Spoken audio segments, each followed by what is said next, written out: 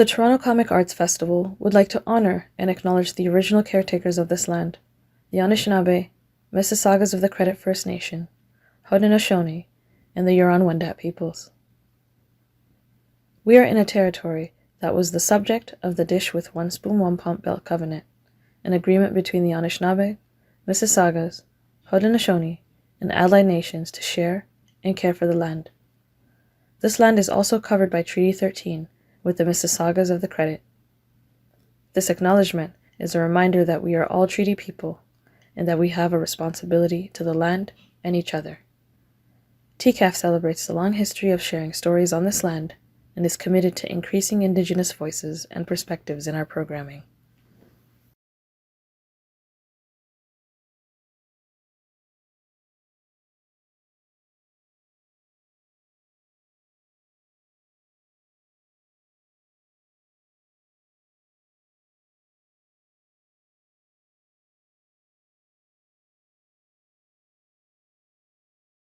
Nice to see all of you.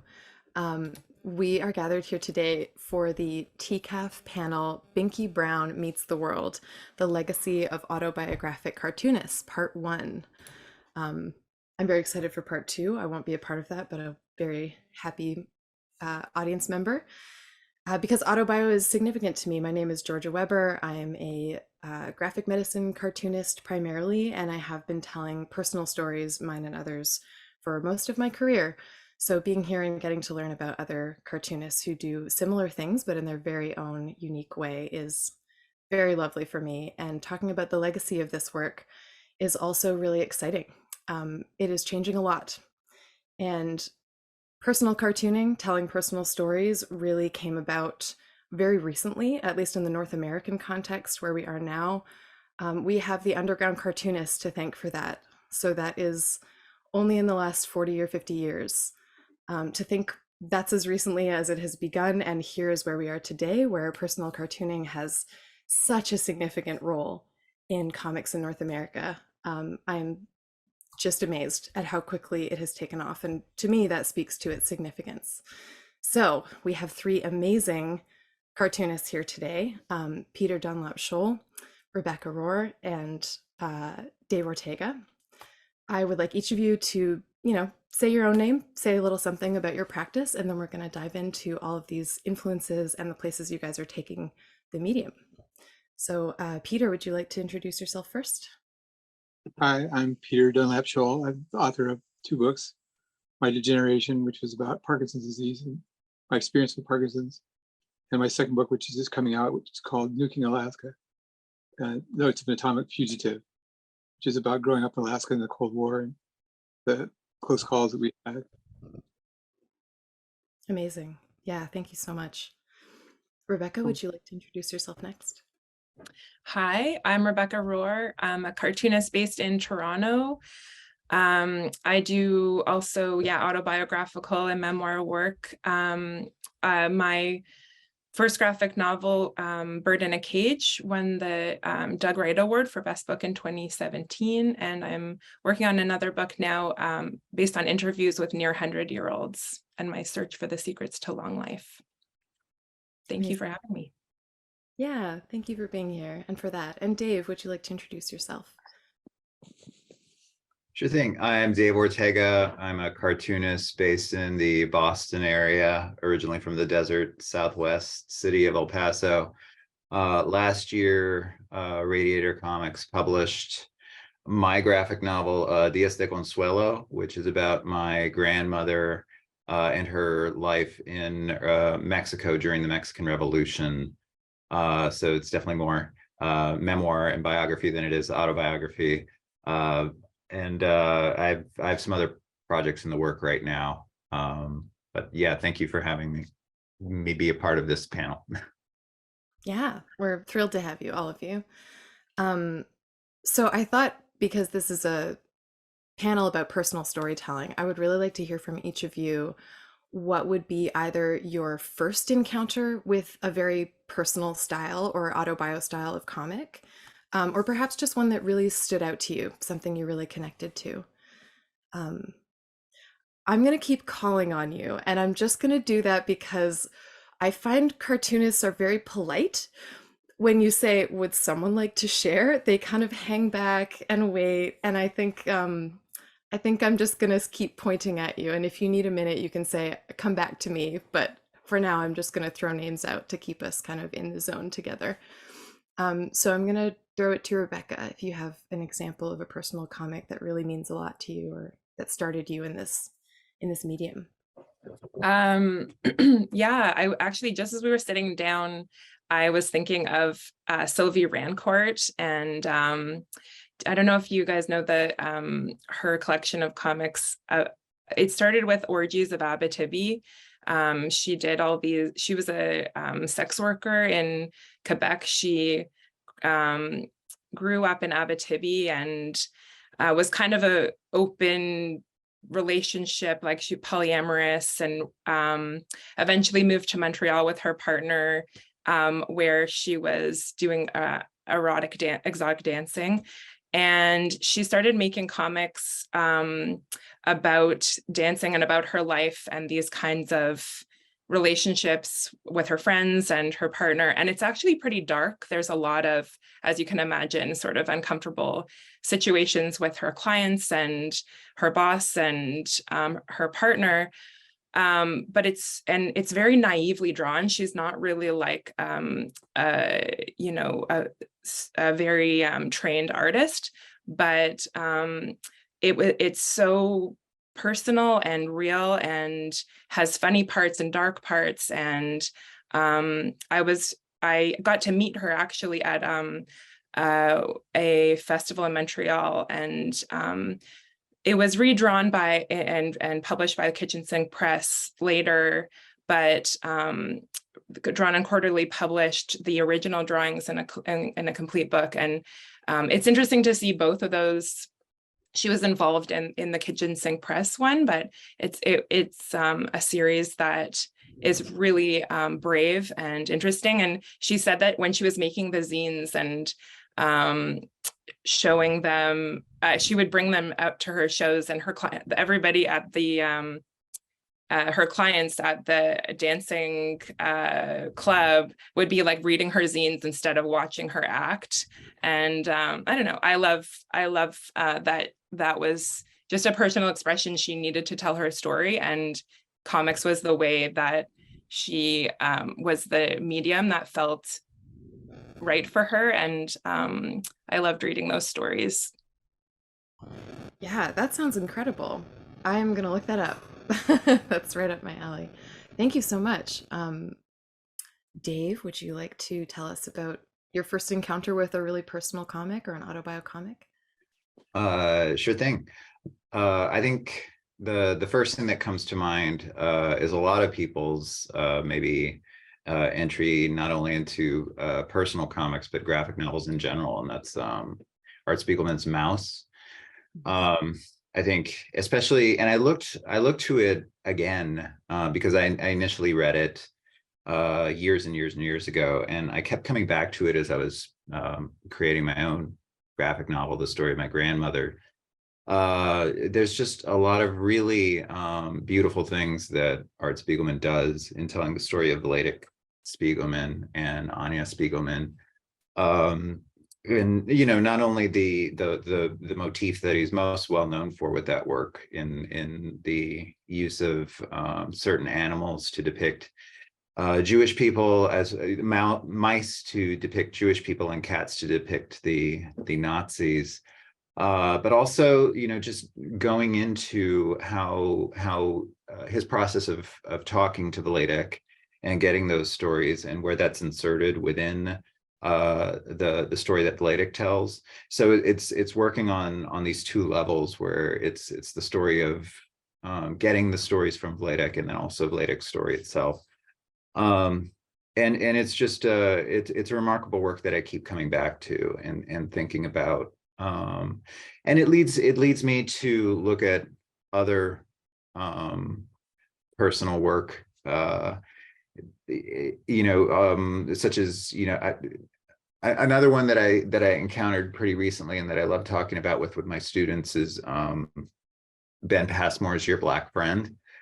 I just think it's so great. It's such a short, powerful comic. And it's told in a really unique way. It's told in the second person. And it's about like your black friend is the character.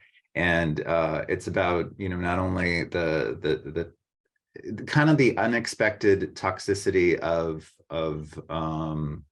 relationships between people that call themselves your allies. And it's really personal and powerful and really moving. And that's working on many different levels as well. So I think, you know, going back to Mouse and just picking apart what makes that work, and then seeing how other memoirs and personal work can be picked apart in a similar way, such as Your Black Friend. It's really kind of fine-tuned my brain to look for that. And so yeah, seeking out personal stories, you know, just comics is so great because, you know, it works on this grand scale in one sense, much like movies do, but also on this really intimate scale, you know, kind of like a poem or a short story. So we have this push-pull relationship with comics, and I think personal stories and comics really are perfect for that. Yeah, no, I would have to agree that there's a huge range and versatility there, and the intimacy never leaves as well. Like it's always you in a book. It's always that quiet moment, or you in a screen, or whatever it may be. Um, yeah, Peter, I would love to hear about your first encountering with personal stories because you were doing newspaper and like editorial cartoons for the first, you know, quarter century of your comics life, and then came to personal storytelling later. So, what was your first, or maybe the most impactful personal story that you read in comics? Well, the most impactful or powerful thing I'd read was Mouse. Like Dave said, it was the thing that made me want to someday try to do this. And Mm. Noomin is so honest about his relationship with his father that you trust him. For instance, there's this one point where he's telling his dad says, "You can't put this in your book." And he says, "Okay, Dad, I won't put it in the book." And there he is in the book. It's, Yeah. that's when you know he's going to be honest with you and keep faith with the reader no matter what.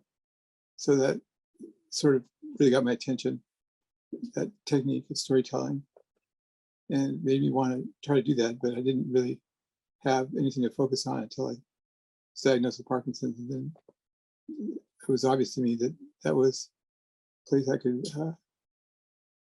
could do something new that hadn't been done before, that would be, well, hadn't been done specifically before. Many pathographies written, but this would be my ticket to try to do something that was like that.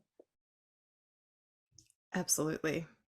And I would say, just from the little bit of your work that I have managed to read, I wasn't even aware of you until I was asked to do this moderation. And then I was so excited to discover your work because you take that honesty covenant with the reader just all the way. Like as far as it can go. And it's amazing, especially with a disease where so many people who have it need that kind of connection, that it's not just alone, or that they yeah, must carry it silently or with any kind of shame. I would love to hear more about how you feel about the honesty you share in your comics. I think there's no point in writing them unless you're gonna be honest. So, and the comics, I think, have a sort of tradition of being honest and of talking about stuff that other people don't want to talk about. So that's going for you when you're working on it. I think that all the comics that we've mentioned so far have been very brave, and so it's sort of part of the tradition to do that. That totally rings true if we look at the cartoonists who are referenced in the description of this panel. Yeah. Aline Kominsky-Crumb or Justin Green or Diane Noomin, who were brought up as the legacy of what we're doing here.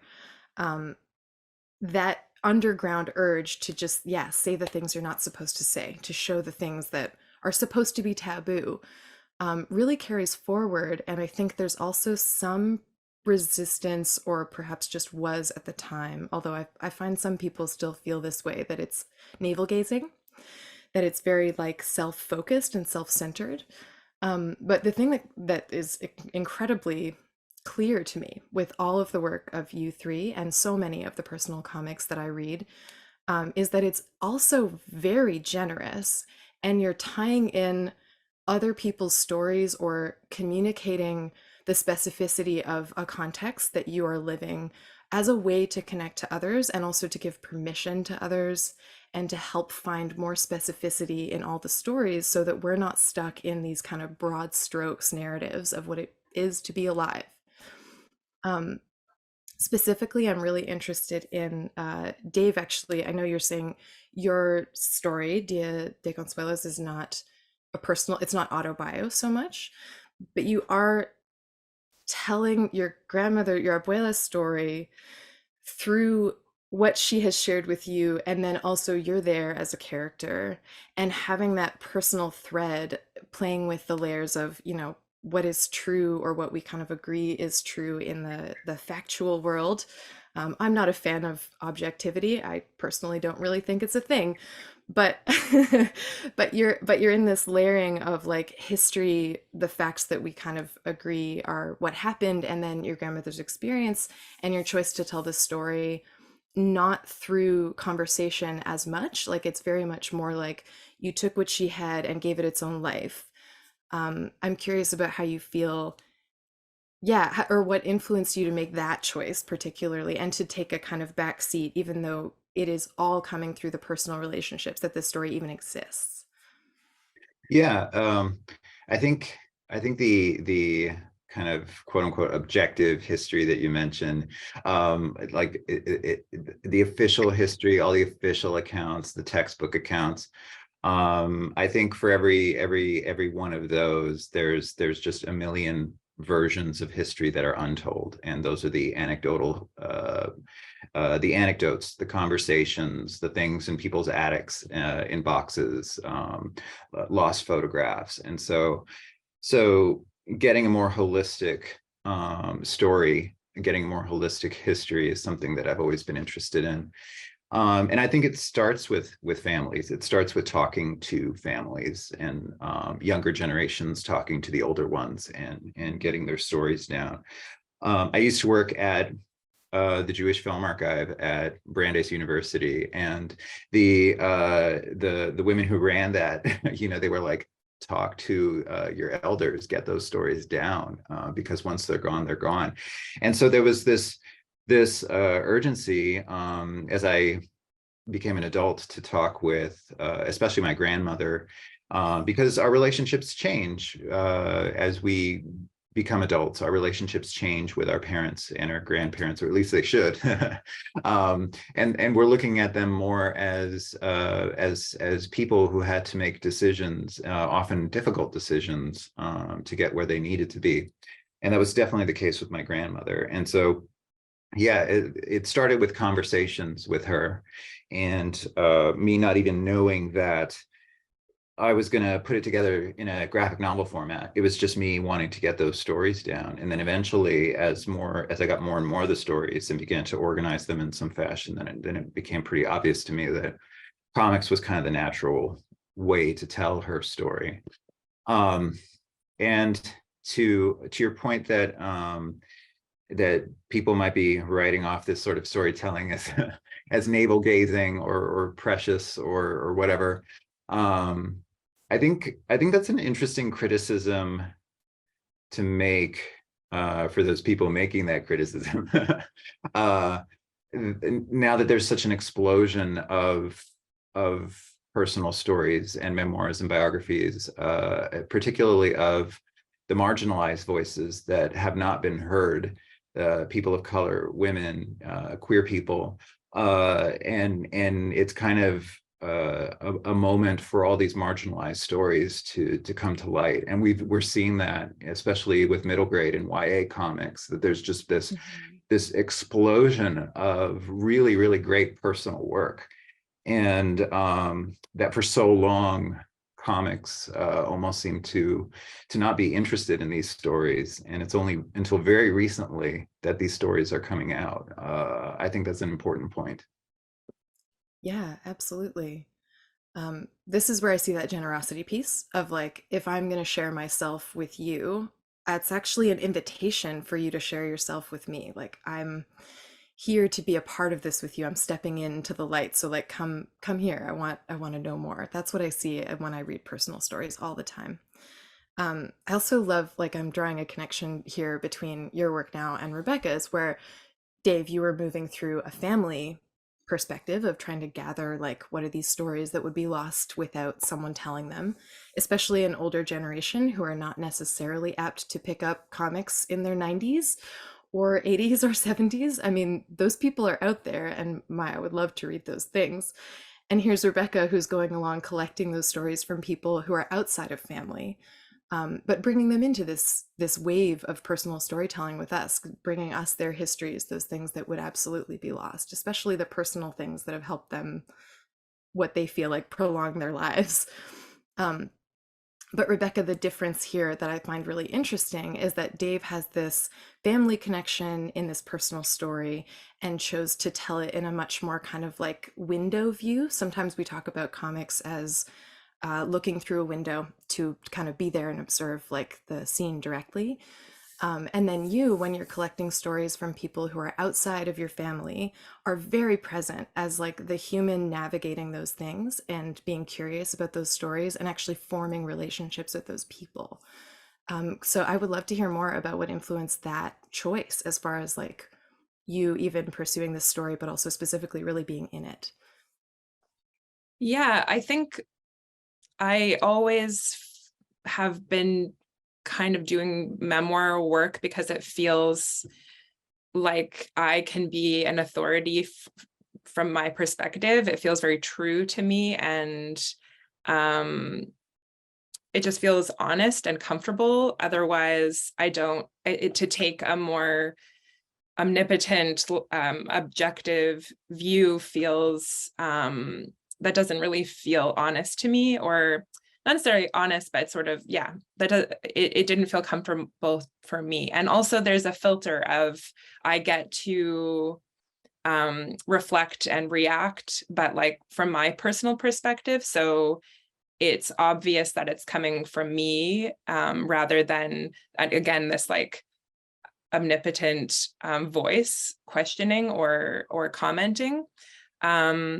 So I'm there, but I'm not trying. I feel like I try not to impose too much or put myself too much into it, but I do like to be there to have, yeah, some kind of reaction and personal filter. I think, yeah, and it just feels kind of true and honest to me to show that I'm there in the room, I'm recording. We only have this amount of time. Who else is there? What's the context of how we got there? I think it's really grounding instead of just that window view where we're just looking in and when we don't really know all the rest of that context. But yeah, it's been interesting for sure to do this project, to meet so many different people, and sometimes having the family in the room, sometimes not, and how that can affect the outcome of what's being said or not said.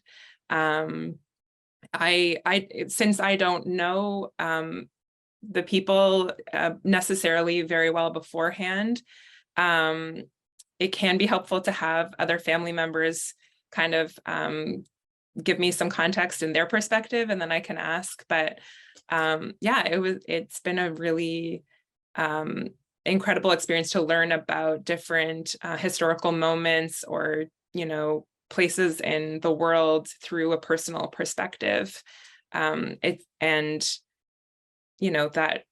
personal is universal. I think that's the thing about the kind of argument against the navel gaze thing. It's like, if I'm experiencing this, anyone else could be, and anyone else could relate to that if they were. Mm-hmm. Yeah. Yeah, absolutely.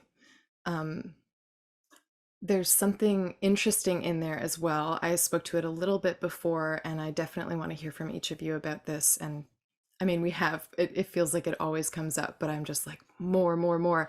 I'm very interested in how these personal stories change us to tell.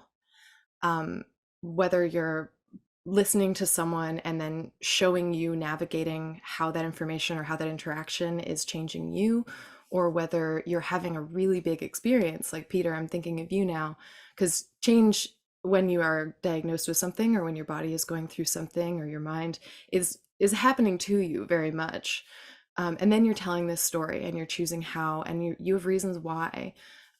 So Peter, you've been very honest with us, very generous with us in your comics for a long time. And I love that your most recent book is also going into that personal reportage space of sharing an experience, but of a historical event of a time that might otherwise be lost. I'm curious how you feel these comics serve you or affect you as you make them. And and yeah, could you tell us more, especially because you're in a process where your capacity to make comics is changing while you're going into this new comic space. So I just have like so much curiosity about all of that. Well, I think that one thing I thought about when I was making my second book, Nuking Alaska, was I've actually been around long enough to be part of history. Now, Yeah. I lived through the Cold War, and it was, I thought, significant that I had first eyewitness testimony to give, I guess, about what what happened then and what it felt like to be in the grip of those forces that are so big and you're so small and they're so powerful and they can just wash you away. Hmm. And so that was what I thought made the point of view of me as an individual more legitimate than it might have otherwise been if I hadn't lived through it. But since I lived through it, I thought it was more appropriate for me to talk about it. And then as far as your point about changing as you go through the process, when I was writing my first book, I was sort of surprised at how angry I was at the disease, and I didn't really realize that. I thought I was Mr. Rationality, Mr. Cool Cop, stuff like that. But when I was writing the book, I stumbled across stuff that I didn't understand until I wrote about it. So it was therapeutic for me anyway. I don't know if it was that helpful to the reader, but I think it probably was. And it did change me because I understood for the first time some of the emotions that I had in looking back at them. I was able to untwist them and see what was really going on, or at least reconstruct it as well as I could.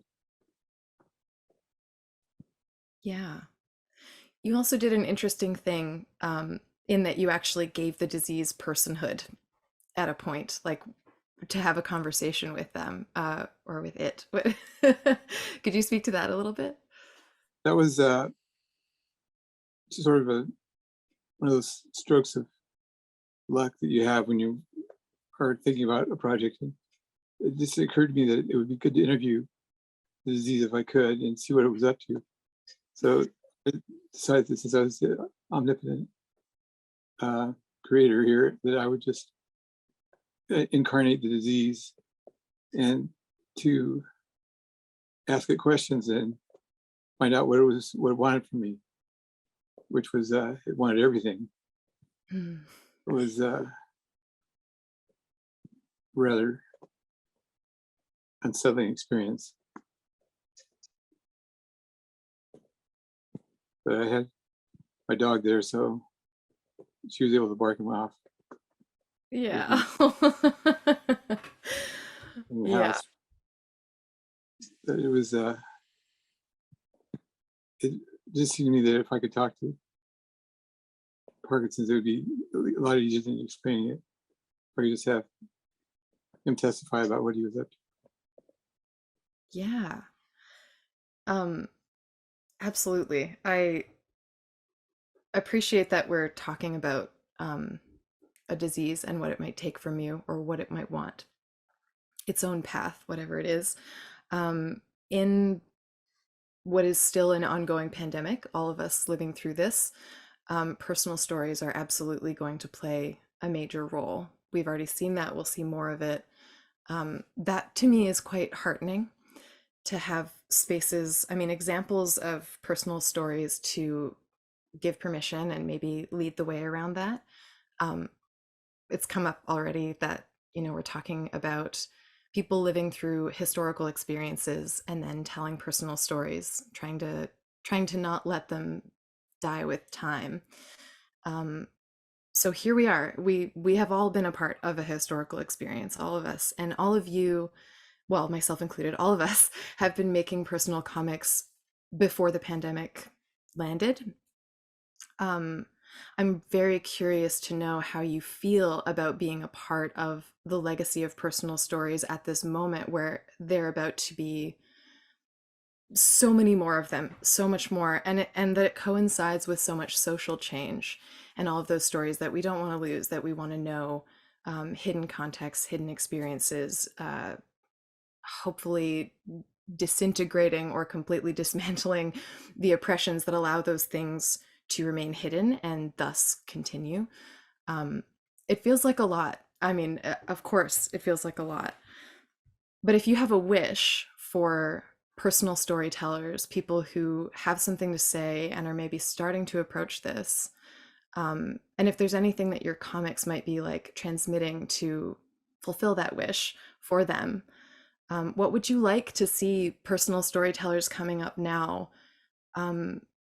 either learning from you or taking from you in their own stories? Like, I think there's probably a cleaner way to phrase this question, but maybe you've parsed my meaning already and you can just answer it.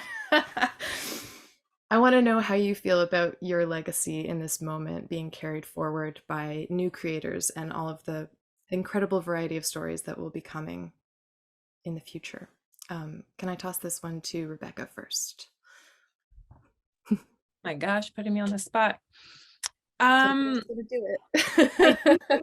Yeah, I really think making autobio comics is so healing and cathartic, like what Peter is talking about, such powerful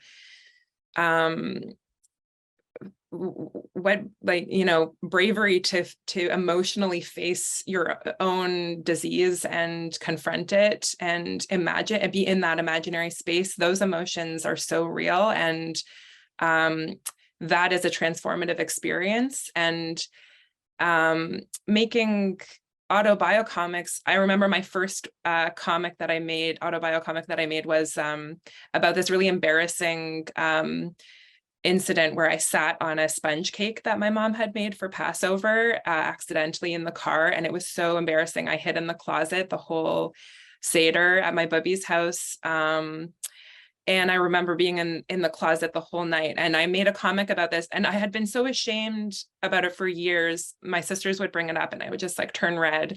And then when I made the comic, it became a whole other thing that I had control over. I made fun of myself. I laughed at it, and it was this comic that was funny, and I owned it in a whole new way. And I think that I just would encourage creators to do it. Just do it and put yourself out there and be vulnerable, and that experience will change, and you'll make connections with other people who experience the same thing and feel empowered by that. And we get to connect through our humanity, through this expressive medium, and not be alone, and be able to overcome those difficult feelings. So I'm very excited to see all these vulnerable and profound comics coming out. And it's very brave and exciting to see it. Yeah, absolutely. Did Peter, would you like to go next to respond to this idea of your legacy, or what new cartoonists might glean from your comics to carry forward? I guess one thing is that anybody can make a comic. If I can make a comic, then they should feel empowered to try it themselves and not be intimidated by anything. That's what I would say. I would hope that people would take from my experiences that if I can do it, you can do it. Because I was not trained to do these kind of things.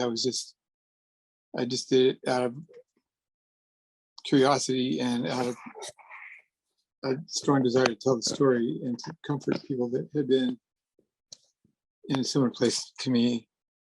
That was important.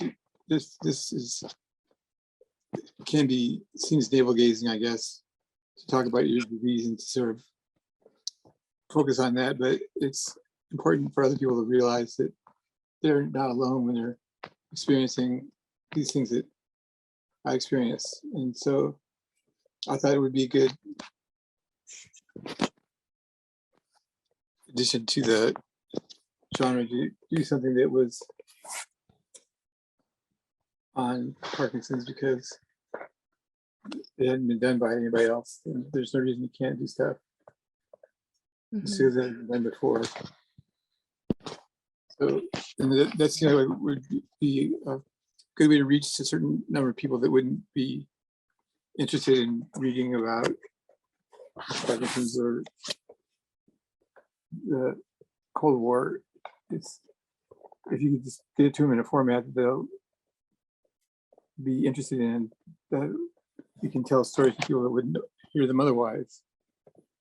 That's another thing that I think is about comics, is that it can reach audiences that are not necessarily oriented towards what the subject is, but are more in love with the form, and so they'll be willing to explore through because of their love of the form, they'll be attracted to the story, which they otherwise would have taken a pass on. Yeah. And I mean, to your point about that anyone can do it. I listened to an interview with you on the Graphic Medicine podcast about how you had to transition your drawing style entirely to be digital because of the new limitations or the new functionality of your body. I feel like that, as just like some background, really like underlines your point about like anyone can. And I love that curiosity was the thing you named as the drive, like the desire to tell the story and the curiosity about it. I think curiosity is critical to a storyteller, because you're not going to have any stories to tell if you're not curious enough to go out and find out about stuff. This is something that is just part of me.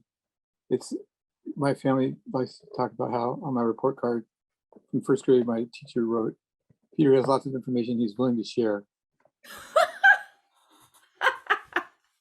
So that's part of being it's just an inherent trait that I've had for a long time. Yeah, I appreciate that too, that he is going to share, like the inevitability. It's wonderful. Fantastic. Yeah, Dave, tell us about how you see your legacy in comics. The question is getting more intense the more I ask it. Yeah, my legacy, how weighty. No, I don't know, but I think just something that I've noticed that kind of has made its way to definitions of comics even is how comics are intertwined with empathy, and how especially telling stories, deeply personal stories, allows for empathy to take place. And I think the evidence of that is just seeing how many comics and graphic novels make banned book lists, and what kind of graphic novels those tend to be. One that kind of stands out to me from more recently is Maya Kobabe's Genderqueer, and as a deeply personal story for that cartoonist to tell about being non-binary and asexual, and of course it's gonna rattled the same feathers that that those kinds of stories have always rattled. And so what's scary is that the reaction is more intense.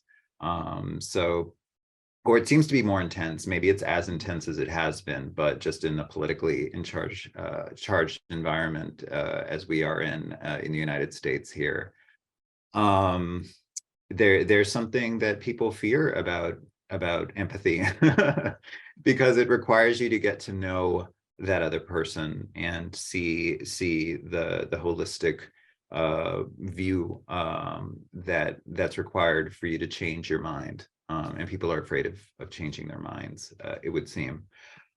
So yeah, there's something intensely powerful about telling deeply personal stories, and especially through comics, because I think to piggyback off of Peter's point, you know, the barriers to entry for comics are so low. You just need like a piece of paper and a pencil. You know, and I think more and more, you know, comics education is, you know, people are more in tune with, like, your drawing ability needs to be more in line with doodling than it is, you know, any sort of realistic representation. So more and more people that weren't considering telling stories this way feel empowered to do so. So that's encouraging, and just the amount of publishers that just seeing the way that young adult comics has exploded, and again with really deeply personal stories, that's really encouraging. And just anybody that's looking to tell stories this way, consider telling it with a young adult audience in mind, because that's really where a lot of attention is right now. Mm-hmm. Yeah, as you were mentioning this, it's actually come up a couple of times for me through our discussion together. It's very, very hard to name the things that we are not seeing enough of, because it might even be that we're not even aware, like we don't know what we don't know, which is what I feel like personal stories really, they kind of step into that space and say like, yeah, you would never know this about my lived experience, the intersections of things that I'm dealing with, the context of my life, the histories that are present. And there's also this like beautiful creative potential when we think about just what's next, like what's next in comics, where is there space to innovate, where is there space to go deeper. I know I introduced this question by saying it's very hard to know these things, but I'm also curious if you have spaces like that in comics today, especially in the personal storytelling realm, like either location-based context that you want to know more about, that you're like, give me personal stories from that place, or historical ones, or identity-based ones. Just what are you curious about that you want to hear more personal stories from? I'm going to pick Dave first this time. What am I curious about? Personally, I'm drawn to just seeing more works by Latinx cartoonists. There's a lot of really great Latinx conventions, more in the West and the Southwest. Dr. Frederick Aldama kind of leads one con. The name escapes me, but he's over at UT Austin. And then the editor of my book, Dr. Teresa Rojas, is over at Modesto College in California, and she just wrapped up a really great convention. So there's a lot of energy and resources and dedication being poured into getting Latinx creators to tell stories through comics, and I actively seek out those stories. And as far as like wanting to like the direction, I forget if this was part of your question, but the direction that I'm going in with some future projects, or with one that I'm working on now, it's not so much memoir or biography, but I think what's really great about having written such a personal work as Días de Consuelo, and working with my grandmother, is how important giving your characters voices. And as readers, as a reader, I look for that authenticity and variety. And a good story has a variety of voices. Maybe somebody that's challenging the main character, or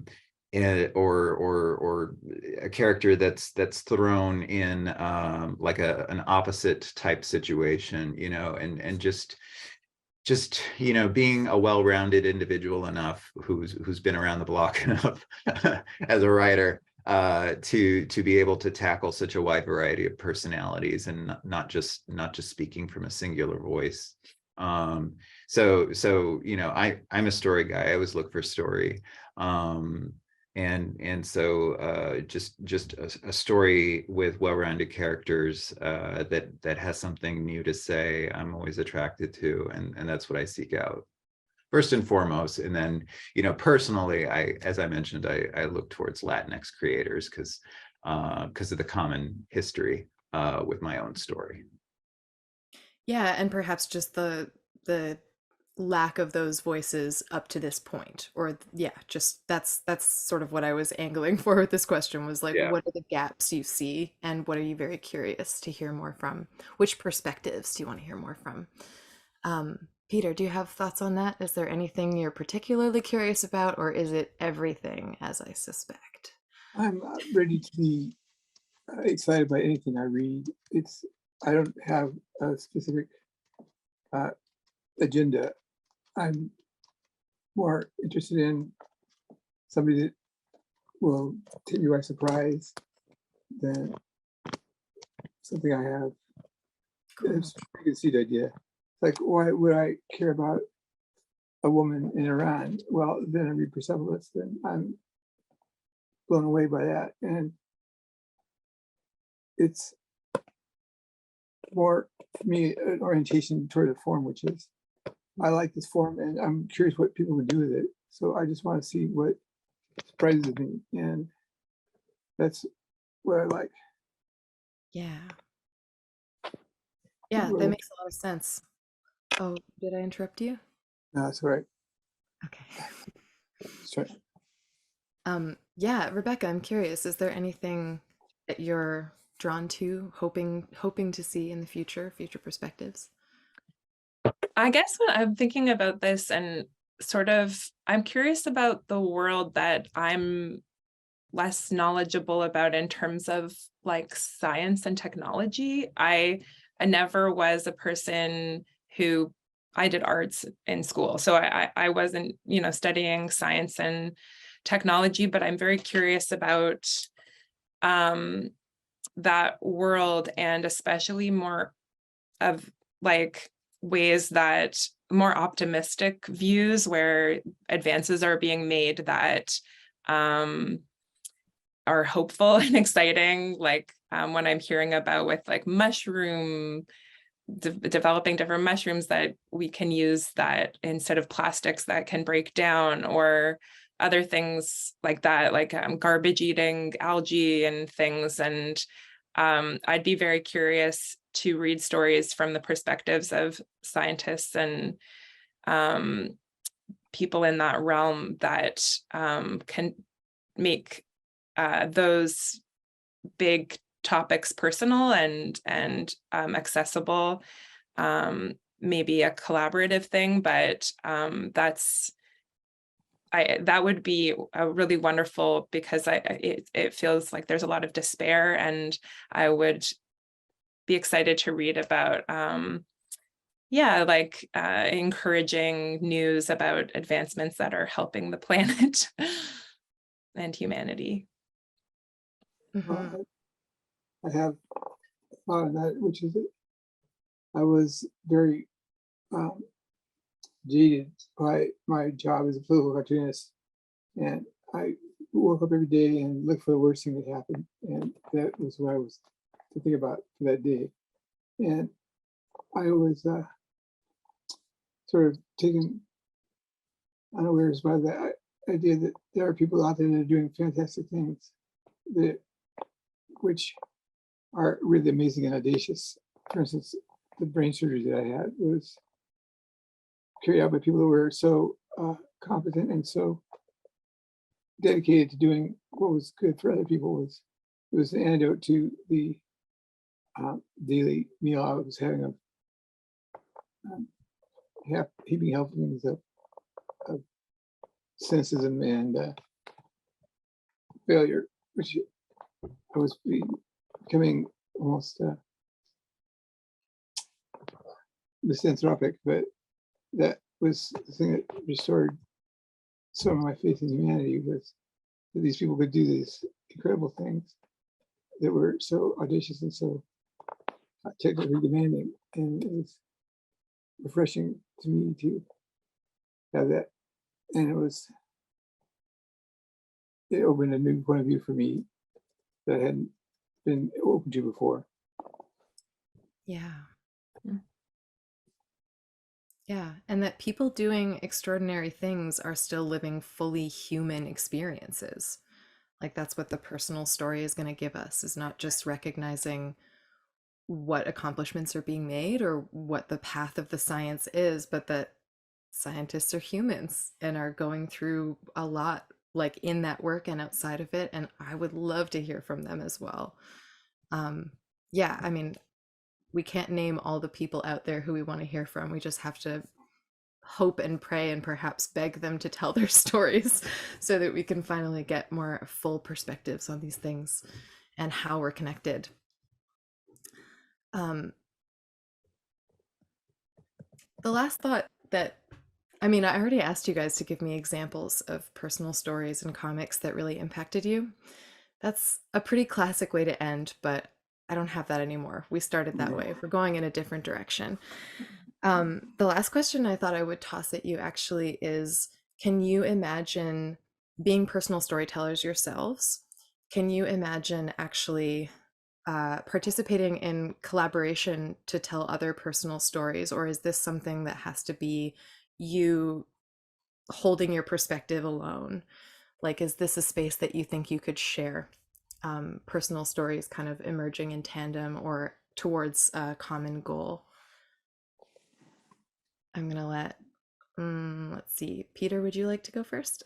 Okay. Well, I can't see any reason not to collaborate. It would be very, I think, fertile ground for understanding.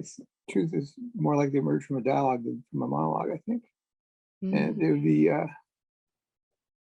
worthwhile to explore collaboration, but I'm not sure exactly how that would work. It's much easier to be in charge of your own story and be the person that makes the calls, but it would be, I can't see any reason why you wouldn't want to. Yeah. I mean, the challenge is significant, but Dave was talking earlier about people maybe resisting learning from each other, possibly because it's hard, possibly because it takes a lot of energy to change your mind. But your comment about truth emerging in dialogue is a really interesting one. Rebecca, do you have thoughts on that, on the potential of collaborating on personal work with someone else? Yeah, I mean, I feel like I'm really doing that full throttle with the project I am doing now. And it's been really cool. I mean, sometimes I've had to sort of convince people that comics isn't just about like cracking jokes and making fun. I think some people were kind of worried that I was going to make a mockery of them because it's a cartoon. But I've been able to convince them that comics can be nuanced and have serious topics and treat subjects with respect.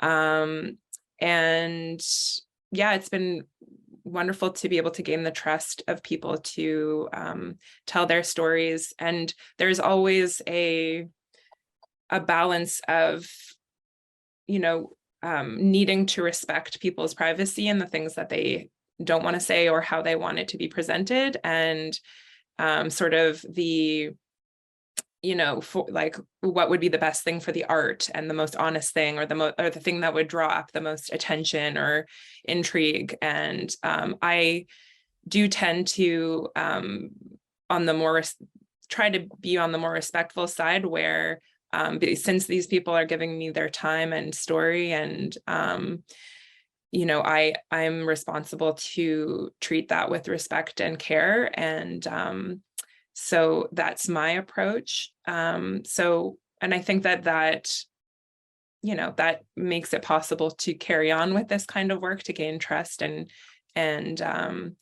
you know, continue with yeah, have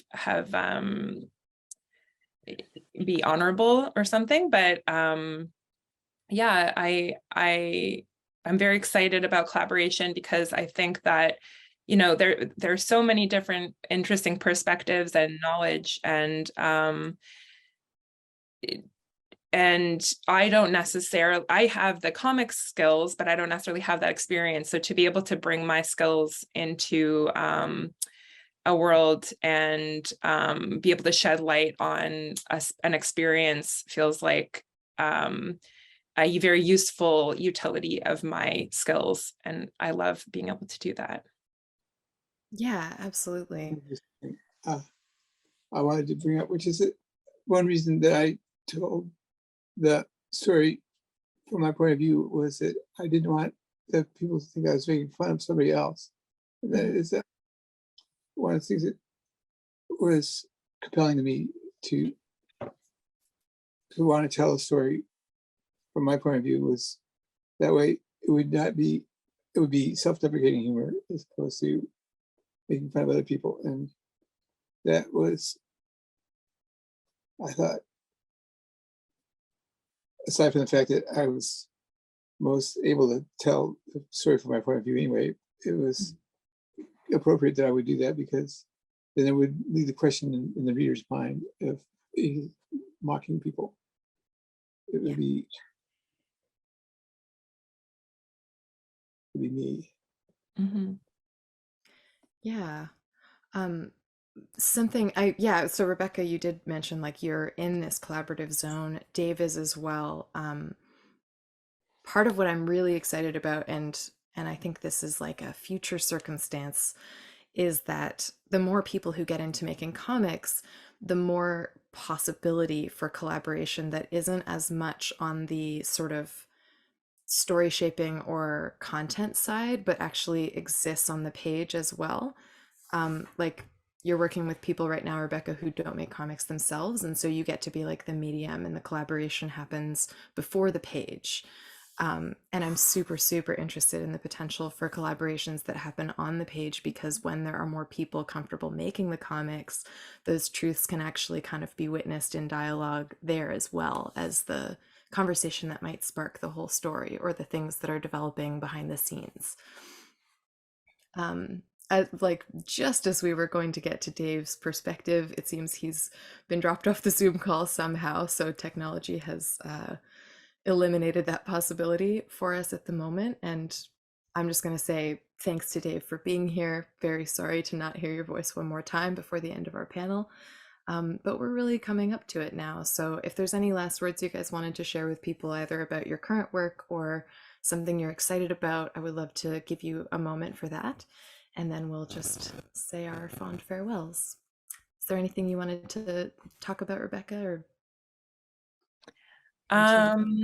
Yeah, I just when I am still working on my book, and when it comes out, please keep an eye out for it. And yeah, I hope to kind of be able to talk about it more then as well. But yeah, I'm so happy to be here, and thank you very much. And I'm excited to read more of Peter and Dave's work as well.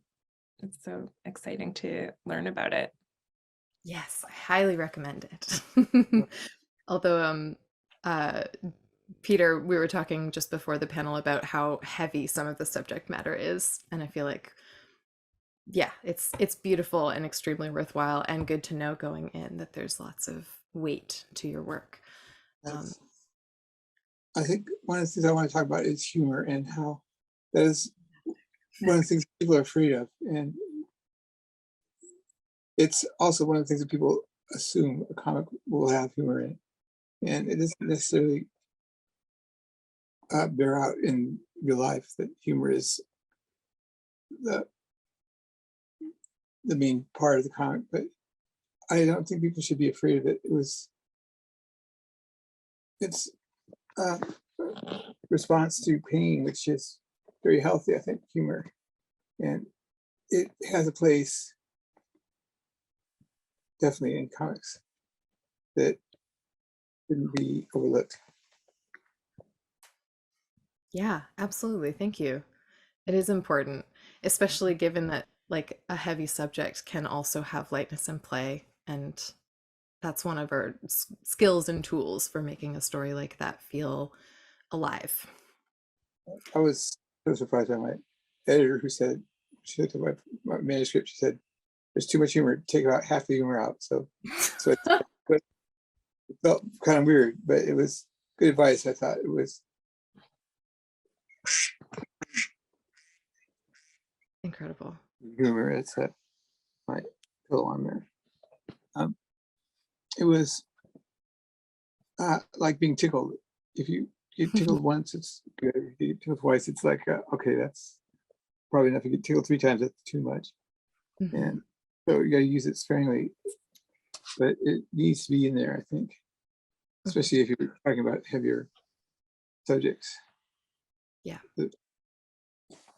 Yeah, I think that's a real power of comics, that it's a very accessible and kind of unassuming, and you kind of get drawn in by the humor and the warm drawings, and then you can kind of be open to handling these heavier subjects.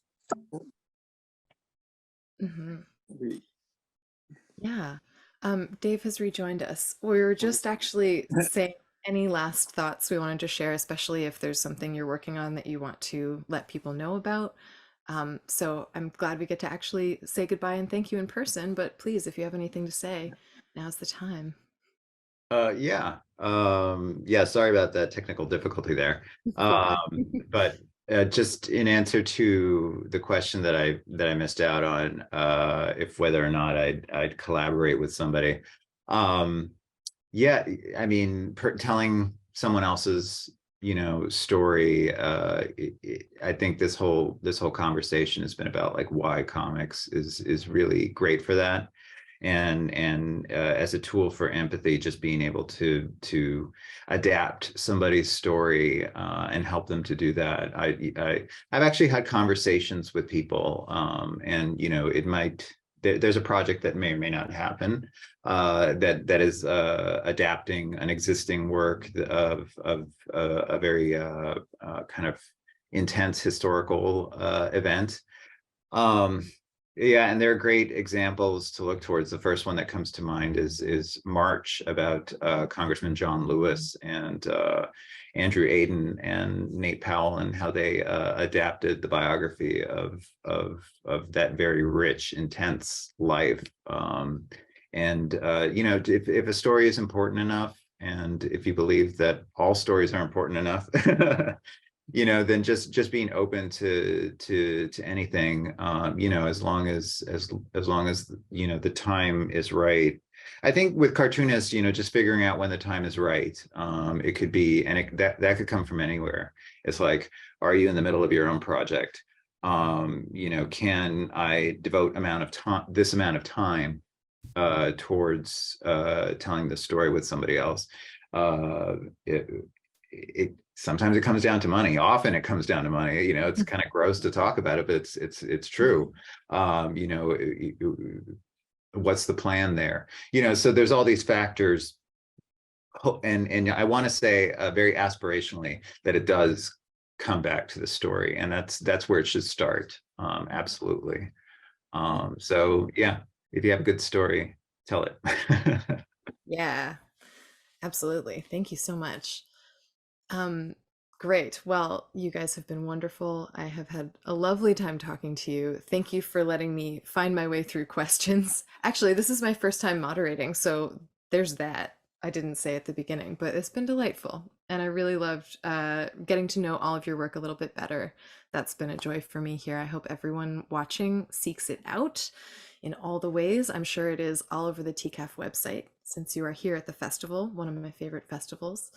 So thank you. I'm just going to say bye for now. This has been fantastic.